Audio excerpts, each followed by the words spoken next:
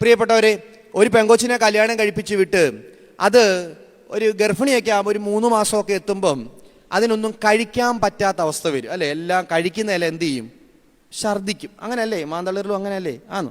ഛർദ്ദിച്ചൊരു 6 മാസം ഇച്ചിരി വയറൊക്കെ വെക്കുമ്പം ഈ അപ്പനപ്പുറത്ത് കമന്നും മറിഞ്ഞൊക്കെ കിടക്കുമ്പോൾ ഈ ഗർഭിണിയായ പെൺകൊച്ച് ചരിഞ്ഞാണ് കിടക്കുന്നത്.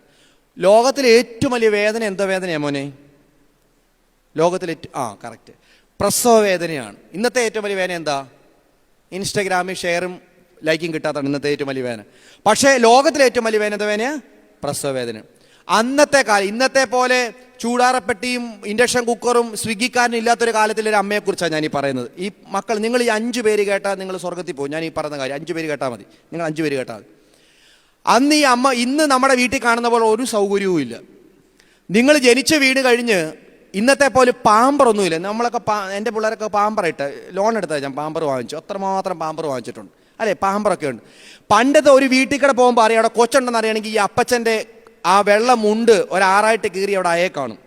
ഗൾഫിൽ നിന്ന് കൊണ്ടുവന്ന നീല കണ്ണങ്ങനുള്ള കൈലിയും കാണും, ഒരു 5-6ആയിട്ട് കീറി അവിടെ ഇങ്ങനെ കഴുകിയിട്ടിരിക്കും. അന്നേരം അറിയാം അവിടെ എന്തുണ്ട്? കുഞ്ഞുങ്ങളുണ്ട്. ഈ തുണി ഇങ്ങനെ ഉടുപ്പിച്ചിരുന്ന ഒരു കാലമായിരുന്നു നമ്മുടെ ഒരു ചെറിയ കാലം.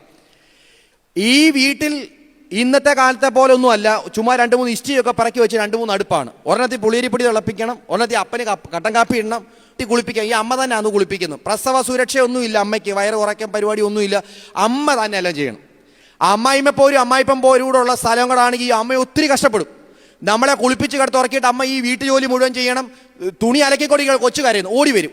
ഒരു കൊച്ചിൻ്റെ തലയിൽ മുഖത്തോട്ടൊരു തുണി വീണാൽ പോലെ എന്തോ സംഭവിക്കും, ശ്വാസം മുട്ടി മരിക്കും. വൈകിട്ട് ഈ ജോലിയെല്ലാം കഴിഞ്ഞ് അന്നും 2 നേരം കൃത്യമായി ഭക്ഷണം വെച്ചില്ലേലും 2 നേരം പ്രാർത്ഥിക്കാൻ വേണമായിരുന്നു. രാത്രി പട്ടാങ്കപ്പെട്ട ദൈവം തമ്പുരാനെ ശുദ്ധമുള്ള ഭാവയൊക്കെ കഴിഞ്ഞ് സ്വോത്രം കർത്താവയൊക്കെ പ്രാർത്ഥിച്ച് കിടക്കാറാവുമ്പം പകല് കിടന്നുറങ്ങിയ കൊച്ചെന്തെടുക്കും? രാത്രി എണ്ണിച്ചിരുന്ന് കളിക്കും. അമ്മ ഇങ്ങനെ ഉറക്കം തൂങ്ങിയിരുന്ന് കൊച്ചിന് പാല് കൊടുക്കും. അമ്മയ്ക്ക് രാത്രിയിൽ ഉറക്കമില്ല. നമ്മൾ ഇടയ്ക്ക് പറയത്തില്ലേ അമ്മയ്ക്ക് വട്ടാന്ന് പറയത്തില്ലയോ? ഇടയ്ക്ക് പറയത്തില്ല. ഞാൻ പറയാറുണ്ട് ഇപ്പോഴും അമ്മയോട് അമ്മയ്ക്ക് വട്ടാന്ന് പറയും. എല്ലാ അമ്മമാർക്ക് ഇച്ചിരി വട്ടമുണ്ട്. എവിടുന്ന് കിട്ടിയെന്നറിയോ? ഈ പിള്ളേരെ വളർത്തി രാത്രി ഉറക്കം ഉളച്ച് ഇരുന്നതിൻ്റെ ഫലമാണ് ഈ അമ്മമാർക്കെല്ലാം എന്തുണ്ട്? ഇച്ചിരി 10% വട്ടമുണ്ട് എല്ലാത്തിനും. എന്തിന് കിട്ടിയതാ? മക്കളെ വളർത്തിൻ്റെ പേര് കിട്ടിയതാണ്. ഈ പാതിരാത്രി നമുക്കൊരു പനി വന്നാൽ 2-3 ദിവസമൊക്കെ അമ്മമാർ ഉറങ്ങാതിരിക്കും.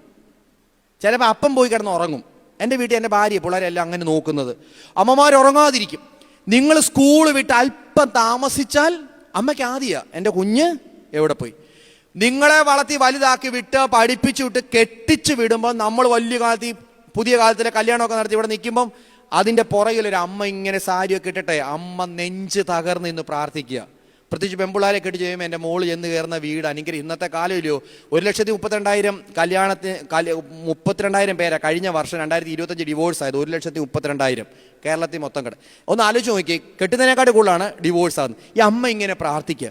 എന്നിട്ടും അതൊന്ന് ഗർഭിണിയാകുമ്പം അതിനെ പ്രസവം എടുക്കാൻ ഈ ഓർത്തഗർഭ് കഴിക്കുന്ന അമ്മയെ ഗൾഫിൽ കൊണ്ടുപോകും 6 മാസത്തേക്ക്. അവിടെയും പോയി കിടന്ന അമ്മയ്ക്ക് ഇതാണ്. ഈ അമ്മയുടെ മോനായി അതിന് കൊച്ചുമക്കളായി കഴിഞ്ഞാൽ പോലും ഈ അമ്മ മരിക്കുന്നിടം വരെയും ഏറ്റവും അധികം ആവലാതി തൻ്റെ കൊച്ചുമക്കളെ മക്കളെക്കുറിച്ച് അമ്മയ്ക്ക് ആവലാതി. ഈ ഇരിക്കുന്ന അമ്മച്ചോട് ചോദിച്ചാൽ അറിയാം ഏറ്റവും കൂടുതൽ ആവലാതി. കാരണം എന്താ? മക്കളെ ഓർത്തിട്ട് അല്ലേ. എത്ര ദിവസമാണ് കളയെന്നറിയാം അമ്മ. അപ്പന്മാരും അതുപോലെയൊക്കെ തന്നെയാണ്. ഞാൻ ഈ വിദേശത്തൊക്കെ പോയി, ഞാൻ ഒന്ന് സമയമില്ലാത്തതുകൊണ്ട് ഞാൻ ചുരുക്കി പറയുക. ഒരു സ്ഥലത്ത് നിന്നപ്പോൾ ഒരു മനുഷ്യൻ കയറി വരുന്നു. ദോഹെ പള്ളിയിലാണ് ഒരു മനുഷ്യൻ കയറി വരും. ഞാൻ എവിടെ സ്ഥലം? കൊട്ടാരക്കരയാണ്. ഇവിടുത്തെ ജോലി ഗാർഡനിങ് ആണ്. നാട്ടിലെ 38,000 രൂപ ശമ്പളമേ ഉള്ളൂ. 25,000 എല്ലാ മാസവും ഭാര്യയുടെ പേരിൽ അയച്ചു കൊടുക്കും. കാരണം മൂത്ത മോള് മംഗലാപുരത്ത് നേഴ്സിംഗ്, രണ്ടാമത്തെ കൊച്ച് +2 2 പെൺപിള്ളേരാണ്. വീടിൻ്റെ കടമുണ്ട്. 3-4 വർഷമായി നാട്ടിൽ പോയിട്ട്. ചോദിച്ചപ്പം പറയാം കൊറോണ കഴിഞ്ഞ് പോയില്ല. കാരണം പോയി കഴിഞ്ഞ് തിരിച്ച് ഇങ്ങോട്ട് വിളിക്കുന്നില്ല. കാരണം അതിൻ്റെ പകുതിക്ക് ജോലി ചെയ്യാൻ ഇവിടെ ബംഗാളി മറ്റാളുകൾ ഉണ്ട്. കാരണം നാട്ടിൽ പോയാൽ ഈ പൈസയിൽ 25,000 എല്ലാ മാസം അയച്ചു കൊടുത്താൽ പിള്ളേരെ പഠിപ്പിക്കാൻ പറ്റില്ല. വീടിൻ്റെ കടമുണ്ട്. അവസാനം ഞാൻ ബുധനാഴ്ച നട്ടുച്ചയ്ക്ക് ആ മനുഷ്യൻ വന്നു. 1 മണിയൊക്കെ കഴിഞ്ഞു. ഈ പൊരി വെയിലത്ത് വണ്ടിയൊന്നുമില്ല. ചോദിച്ചപ്പം പറയാം എനിക്ക് ബുധനാഴ്ച ദിവസം ഉപവാസമാണ്. ഇന്ന് ഉപവാസമാണ്. ഞാൻ ഉപവാസം ബ്രേക്ക് ചെയ്യാൻ പ്രാർത്ഥിക്കാൻ വേണ്ടി വന്ന എങ്ങാണ്ട് ലിഫ്റ്റ് കിട്ടി തിരിച്ചും പോകണം. അവിടുന്ന് ഈ ചെങ്ങന്നൂരുള്ള അച്ഛൻ അവിടുത്തെ വികാരി. അവിടുത്തെ അച്ഛനോട് പറയാം എൻ്റെ അച്ഛ ഈ മനുഷ്യൻ പോകുമ്പം അവിടെ ഇങ്ങനെ ഫുഡ് വെക്കുന്ന പുതിയ അലമാരകളുണ്ട്. അവിടുന്ന് 3-4 പാക്കറ്റ് കുബൂസും 3-4 കുപ്പി ജ്യൂസും വെള്ളവും എല്ലാം എടുത്തോണ്ട് പോകും. എങ്ങനെയാണെന്നറിയാം മക്കളെ? 3-4 ദിവസം ഈ കുബൂസും വെള്ളവും കൊണ്ടൊക്കെ എന്ത് ചെയ്യാം? ഈ മനുഷ്യന് കഴിയാം. എന്തിനാ? മക്കളെ മക്കള് ഒരു ദാരിദ്ര്യം പോലും അറിയരുത്. എന്നിട്ട് നമ്മൾ ഈ 10ാം ക്ലാസ്സും +2 പാസ്സാകുമ്പോൾ നമ്മൾ പറയത്തില്ലയോ, അപ്പം എനിക്കൊരു ഫോൺ വേണം, എനിക്കൊരു ബുള്ളറ്റ് വേണം. കാണത്തില്ല, കയ്യിൽ 5 പൈസ കാണത്തില്ല. പക്ഷേ എന്നിട്ടും അടുത്ത റൂംമേറ്റിൽ നിന്ന് കടം വാങ്ങിച്ച് അയച്ചു തരും. എന്തിനാ? ഞാൻ പഠിച്ചപ്പോൾ ഒരു ജോഡി ഡ്രസ്സ്, ഒരു ബുക്കിൻ്റെ ഇടത്തെ സൈഡിൽ ഫിസിക്സ്, നടുക്ക് കെമിസ്ട്രി, അങ്ങേ അറ്റത്ത് ബയോളജി, അതിൻ്റെ അപ്പുറത്ത് ജോഗ്രഫി, അതിൻ്റെ അപ്പുറത്ത് ഹിസ്റ്ററി, ഞാൻ ഉൾപ്പെടെ എഴുതിയിട്ടുണ്ട് ഒരു ബുക്കേൽ. കറുത്ത ഒരു റബ്ബർ ബാൻഡും പിടിച്ചോണ്ടാ ഈ ബുക്കെല്ലാം അങ്ങനെ ഇട്ടുകൊണ്ട് പോകുന്നത്. ഒരെണ്ണേ ഉള്ളൂ, ഒരു ഡ്രസ്സേ ഉള്ളൂ. അപ്പം ഞാനന്ന് അനുഭവിച്ച സങ്കടങ്ങളൊന്നും ഇപ്പം എൻ്റെ പിള്ളേർ അനുഭവിക്കും. പണം ഉണ്ടായിട്ടൊന്നും അല്ല. നമ്മൾ കടയിൽ ചെന്നൊക്കെ ജ്യൂസ് കുടിച്ചേ ഈ ഗൂഗിൾ പേ നല്ലൊരു ശബ്ദമൊക്കെ കേൾക്കും, 90 രൂപ 100 രൂപ ചെയ്തില്ലോ. ഈ ചെയ്യുമ്പോഴല്ലോ ആ മനുഷ്യൻ ഇപ്പം ഇത്ര ചൂടത്ത് നമ്മൾ പുഴുങ്ങിയിരിപ്പുണ്ട് ഇവിടെ. പക്ഷേ ഓർത്ത് നോക്കണം, ഇതിൻ്റെ അപ്പുറത്ത് 100 ഇരട്ടി ചൂടത്താണ് ഒരു മനുഷ്യൻ കിടന്ന് കഷ്ടപ്പെടുന്നത്. നിങ്ങൾ ഓർക്കേണ്ട വസ്തുതയാണ്. വിദേശത്തൊക്കെ നമ്മൾ പറയും, എൻ്റെ അപ്പൻ കുവൈറ്റില, എൻ്റെ അപ്പൻ ഷാർജയില, എൻ്റെ അപ്പൻ ദോഹയില.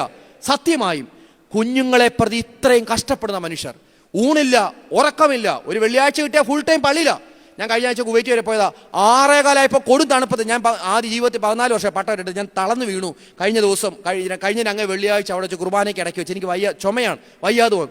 ഈ തണുപ്പത്ത് അച്ഛൻ ചെല്ലുന്നതിന് മുമ്പ് 6 മണിക്ക് ഈ മനുഷ്യരല്ലേ ഇവിടെ ഉണ്ട്, പള്ളിക്കകത്തുണ്ട്. ആരെ പ്രതിയാ? ഈ കുഞ്ഞുങ്ങളെ പ്രതിയാണ്. നമ്മളിങ്ങനെ മക്കളെ വളർത്തുന്നത്. നിങ്ങൾ 5 പേര് കേട്ടാൽ മതി, ഈ അപ്പനും അമ്മയും